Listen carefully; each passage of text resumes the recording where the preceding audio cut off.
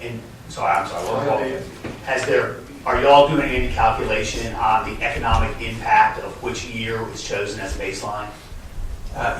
We haven't done that, and we actually, DEQ doesn't have a lot of economists, so we've relied on input from Virginia Tech. You're going to hear from them today. We're getting input from EPA and others, but we have not done sort of a calculation about what a baseline choice would make, what difference that would make. So in our comments that we supplied on Friday, I'm just going to hit the high points of the comments, about 11 or 12 pages. Again, our primary aim is to give EPA comments that we think can improve the rule and make it more equitable. We start out by noting that climate change has in fact represented a serious risk for Virginia. As you know, there's a whole lot of concern about coastal flooding in the Hampton Roads area, and so this is a significant issue for Virginia. And we also point out from that bar graph slide that I showed you that we've already been a leader in reducing CO2 emissions. Mr. Chairman. So I have a question for David, and we keep using the term climate change. A year or two ago it was global warming. Has something changed that changes the definition from global warming to climate change? Not in the uses that I'm using. I'm taking those to be interchangeable, and I'm not. So you could say global warming as opposed to climate change. You could say global warming as opposed to climate change, yes, sir.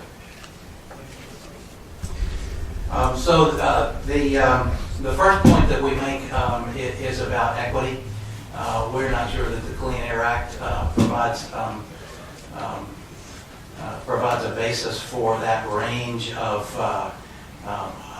resulting rates that go as low as close to 500 and as high as close to as around 1,600.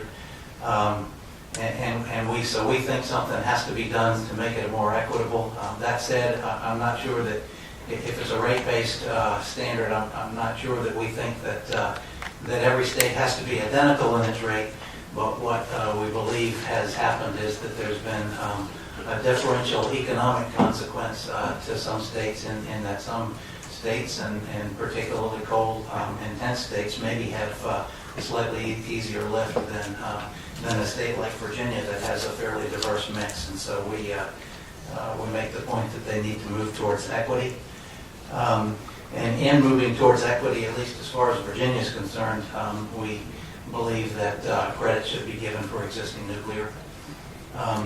As a philosophical matter, I don't quite understand why you ignore existing nuclear, which does in fact represent previously avoided carbon-intense generation, but you give credit for future nuclear. We think that credit should be given for both, and in fact the rule does in fact, in some fairly esoteric ways, give credit for past renewable, but not past nuclear. So, Mr. Chairman. I'm sorry, follow-up question to that? and And I appreciate that comment. I just want to put a finer point on it. You said that you don't understand why there's that sort of philosophical position taken. Is it the position of the administration that's been communicated or is going to be communicated to EPA that Virginia should get credit for prior existing nuclear? that's what was in our comments, and the governor is comfortable with those comments. Right, thank you. So that is really, for us, a fairly significant issue. It's probably maybe the biggest issue for us because it's 40% of our generation. And this next point is a little bit of a legal point, but right now, as the rules are proposed by EPA, they would make it easier to comply if you're a new generation source than if you're an existing generation source, and that's flipped from the way that rules usually come about, and that is not true for every state. It's true for our state because they have given existing generation a harder target to meet than newer generation. We don't think that that's consistent with the Clean Air Act and should be addressed. Let's see, one more time. Okay, this is getting a little bit more down in the weeds, but remaining useful life of an existing source is something that matters. The states are given a great deal of flexibility in terms of how they get from where they are to what the targets are. Stranded assets matter, and so we're just telling EPA that asking EPA to give us the flexibility to take into consideration existing useful life. The baseline question that we got earlier, in most every other rule, EPA chooses a baseline that's an average of 3 to 5 years, and that's the baseline from which they work. They've chosen a single baseline. We think they should choose a multiple-year baseline. David, Delegate Marshall. David, are we only talking about energy that, electricity that is generated here? What about localities, Danville, who purchase all of its power from outside of the state, Ohio, for example? Or is it energy that is consumed in the state? Right now, this is energy that's generated in the state, and we are in fact an importer of a lot of electricity. That is one of the key questions that I would say is not yet resolved in terms of compliance, is how you manage the internal generation and the importation. For example, with renewable energy, who gets credit? Is it the state that generates it, or is it the state that uses it? And these are compliance issues that we're still in discussion with EPA about, and I'm not sure that they've been fully resolved. One of the concerns is that, if you have a neighboring state with a higher rate, higher target, you might be able to build generation more cheaply there and import it into another state. So you could actually end up with a perverse result where you in fact have more CO2 being generated, but the rate targets for each individual state are being made, and we want to make sure that we don't have that result as well. Mr. Chairman, just to follow up, to the extent Virginia or the State Corporation Commission has the ability to control rate structures within Virginia, it really only applies to that electricity is generated within the comfortable, under the FCC's purview. Otherwise, everything else is bought off the grid at whatever the going rate is on the grid. So the more generation capability we lose, the less ability the State Corporation Commission has to even control electric rates within the Commonwealth. More and more will be relying on buying off the grid. Would that be a true statement? That certainly could be one of the results, yes, sir. Most of the rest of our comments have to do with,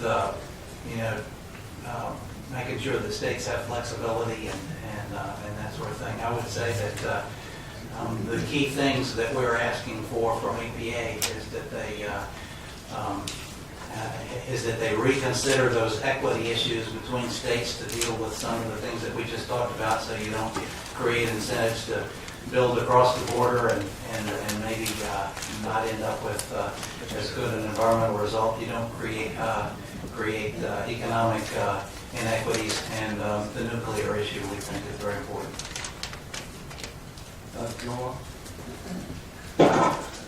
I'm a little bit concerned that if you look at all the neighbors around me down in Southwest, that all of them has higher emission rate goals than we do. And that's going to put, it looks to me like that would put us at a distinct disadvantage when it comes to a lot of issues such as economic development and other things. That inequity thing is one of our most key points, is that we make sure that we're asking EPA to reconfigure the rules so that those discrepancies are not as apparent. Now, Mr. Chairman, although I know we've dealt with EPA before, and what do you believe is our ability to, to have EPA address our issue? I mean, do we have a good shot at it? 50% shot or no shot? I'm definitely not going to say no shot. And I will say that EPA is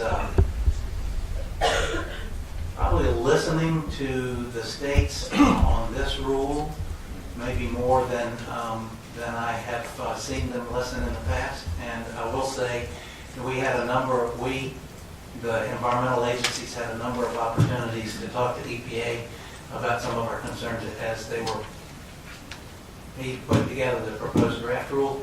And what they came out with did in fact indicate that they had listened to some of our concerns. And so I'm just going to say that I'm hopeful that they're going to make some adjustments. Have any other states, I guess, the best way to ask it, have any other states said or anybody filed suit against EPA on these particular? I believe there are a couple of states that have filed suit. I'm not an attorney, but I think our view is that filing suit at this point would be premature because there's no final rule. We don't know what's being proposed. And so a few states have gone ahead and filed, but we're not sure that that'll go anywhere. That's up to the courts, but that's our view of that sort of thing is that wait for EPA to make a decision and then see if you can agree at that point. Senator Sasslaw. Part of the question I had was just asked by Elder Kilgore, but when you look at the states that are near us and where they have to wind up, have you talked to your counterparts in those states? We they have have a similar situation that we're in, which would appear from this that if you look at where we are now and where we're supposed to wind up, I mean, what they've done is said, hey, you were better off if you were completing the hell out of the place.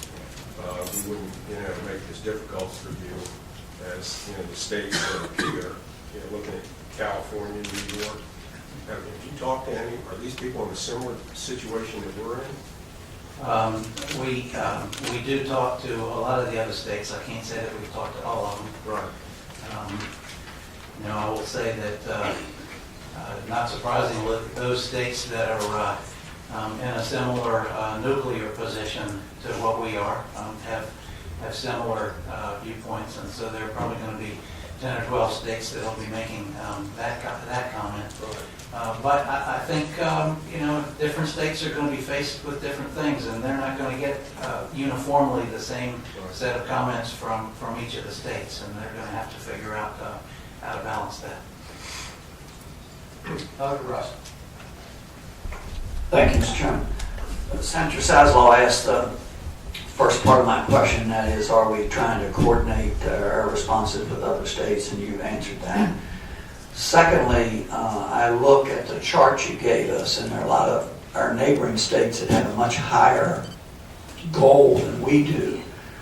And you sort of answered this, but I'll ask it more directly. Would there be an advantage of us taking advantage of the EPA rule of going together with other states, and then there would be, I guess, an average, which might give us some relief? Has there been any consideration of that? Or does that make any sense? Well, it may make some sense. A multi-state sort of trading or averaging kind of a consequence could make some sense. You end up with economic winners and losers in that way, because those states that have the credits to sell are going to be happy to sell them. So that isn't an option that's on the table, and I'd have to say that I don't know enough about it. We don't know enough about it to make a recommendation. I will say, and we're going to have those discussions, but one of the things that is challenging with the multi-state approach is that would take a considerable amount of time to negotiate, and that while EP is given an extra year, if you want to go that route, that may not be enough. Thank you. Mr. Doug, we got Delegate Meade, Delegate Marshall, and Senator Wagner. Just two questions for Treasurer Paylor.